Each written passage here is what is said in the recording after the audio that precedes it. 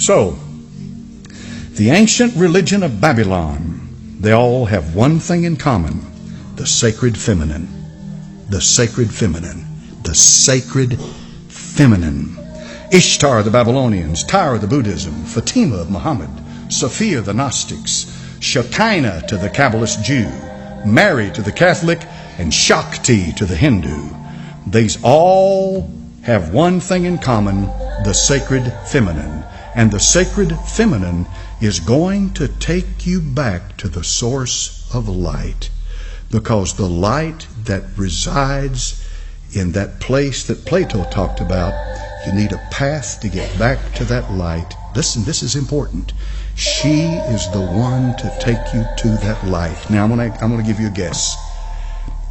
Tell me this morning, who do you think that light is? You remember what this subject's all about? Lucifer. He's the light bearer.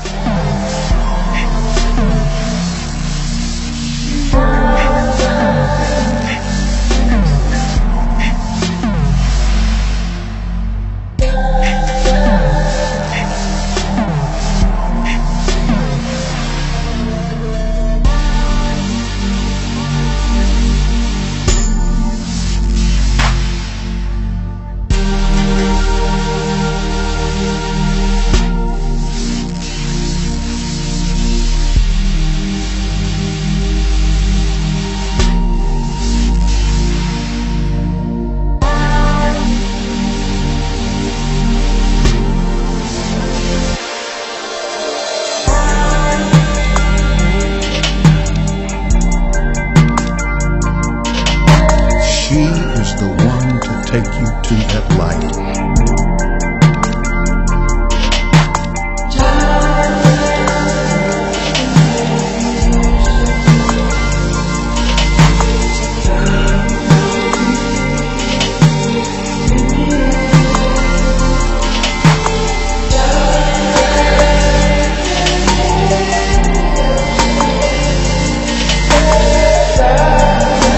Look there, we've got the same kind of symbology on a Catholic basilica, which is kind of ironic.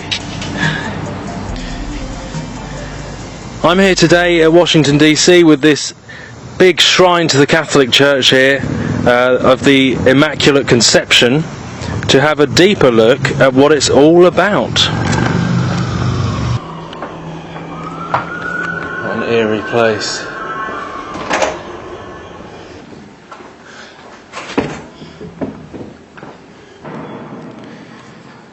So let's go down into the belly, the underworld, where masses take place, into the heart underneath this, the tomb of this huge temple.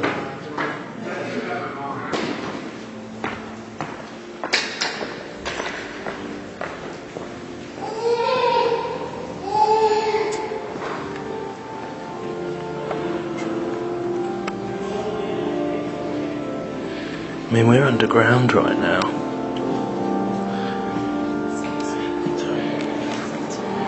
This is underground, this is in the belly, underneath the big temple.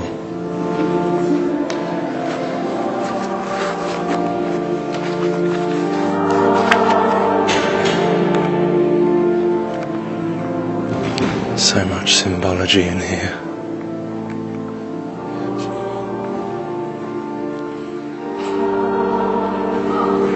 The National Shrine of Immaculate Conception. The birth pangs of the New Age, of abominations, ecumenical, one world under Rome.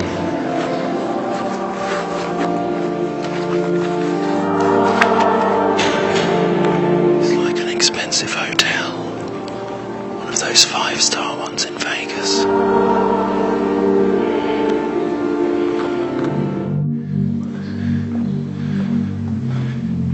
I mean, if that is not revering the Mother.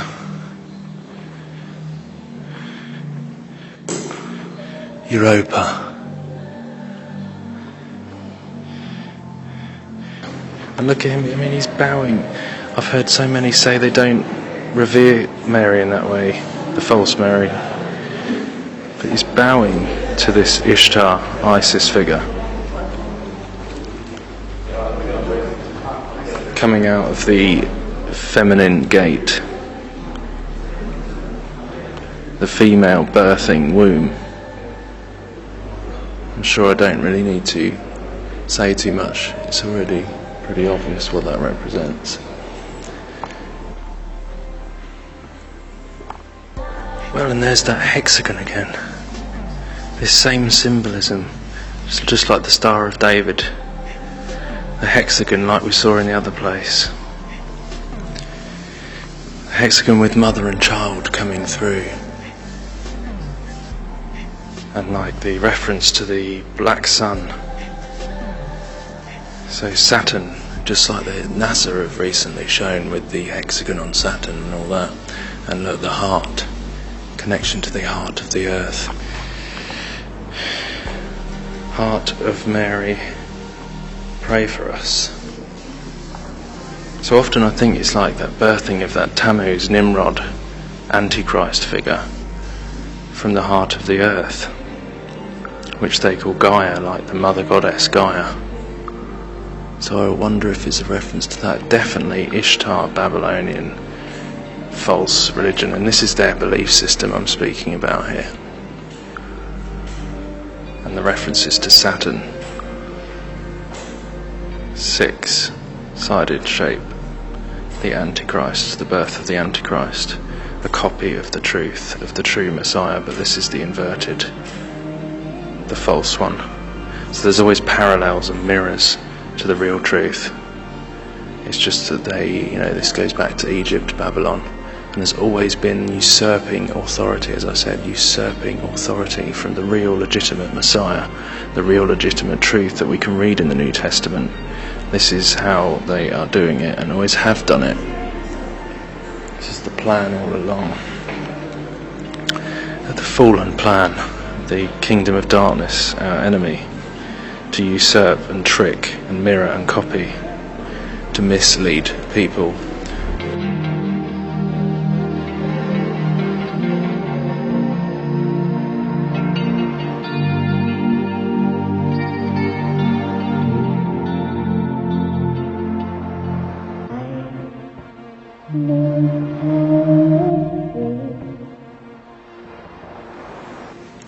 Look, pillars and archways, all the same designs as the other places, and she's sitting on a foundation stone there, behind these pillars where the veil would be, like in the Holy of Holies again, same representation, the Mother Goddess, Semiramis, Diana and child, the false Mary.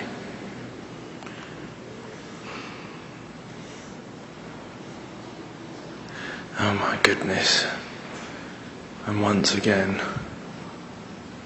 you see IXXI, which is Roman numerals for 9/11, on the cup. The Frankists and other secret societies, there is this belief that they need to fill up this cup of sin, make people turn to bad, which you can see happening, in order to provoke their Christ to come, which they think is the real Christ. But that's their belief. They believe they need to fill up this cup of filth, this cup of abomination, as we're told about in the Bible, that will happen. The cup of abominations that will bring judgment upon the world. But they believe that they're going to get this Christ is going to come. But we know it's the Antichrist. It's Nimrod from the days of the Tower of Babel. And this cup of abominations.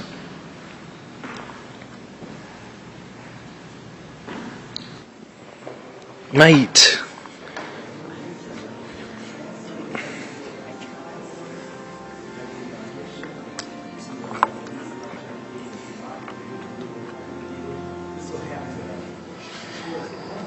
You know, even I've heard Catholics say that this Pope is very different from any other.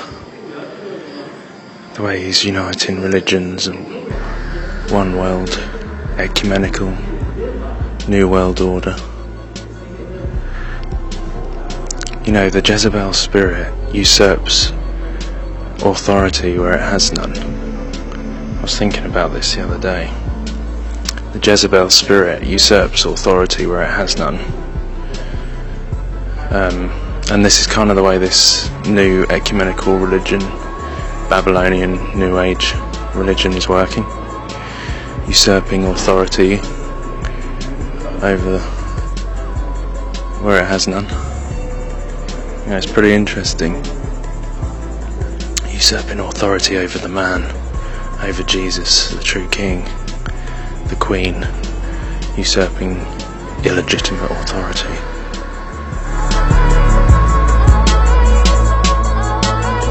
She is the one to take you to that light.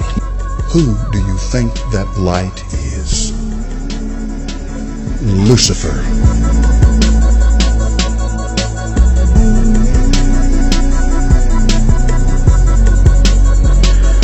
Please do not tell me this is not an ornate temple of Diana, the mother goddess. Sorry. I don't think that went down too well. But look, the celebration of fertility.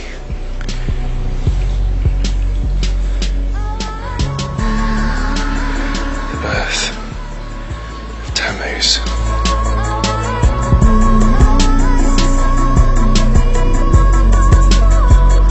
Whether you call her this, or you call her that, or you call her this, or you call her that, she's the same wherever you go.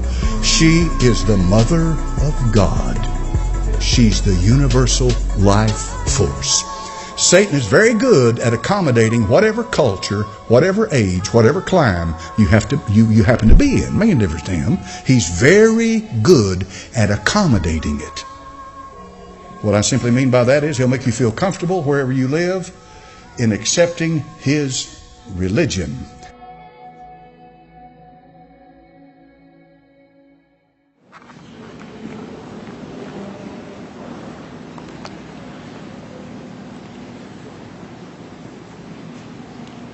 You say you were going to take it back? See, look, even here it's saying to receive the scroll and to break open its seals. Oh my goodness, I didn't even realise this was here. I used this picture in a video the other day. That is Apollyon the Destroyer. Mars, the Roman god of war.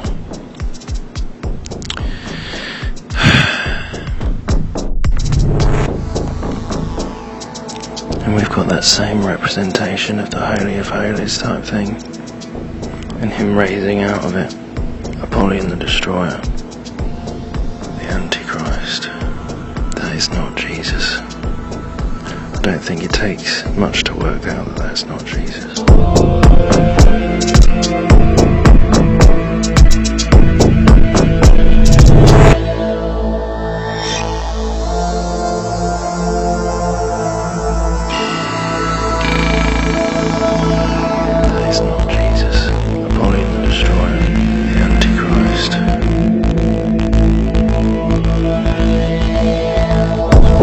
Our coverage this morning of Pope Francis in America with Nora at the White House. Nora? Thank you, Gail. You know, Pope Francis is also going to celebrate his first Mass in the United States, and that is at the Basilica of the National Shrine of the Immaculate Conception.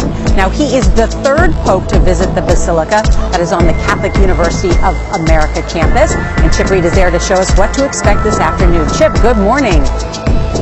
Well, good morning. You know, around here, most people simply call it the Shrine, and it is a beautiful building. It is the largest Roman Catholic church in America. In fact, they're expecting about 25,000 people here this afternoon to see and hear the Pope celebrate Mass.